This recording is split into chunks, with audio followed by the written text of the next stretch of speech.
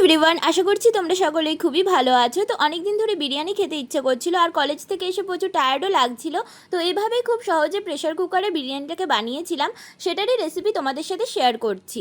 ফার্স্টে আলুগুলোকে ভেজে তুলে রেখেছিলাম, তারপরে ওই তেলের মধ্যে সামান্য পরিমাণ চিনি দিয়ে পেঁয়াজগুলোকে ভেজে নিলাম। মাংসটা আমি ম্যারিনেট করে রেখেছিলাম, তারপরে ম্যারিনেট করা মাংসটাকে দিয়ে সেটাকে কষিয়ে নিলাম।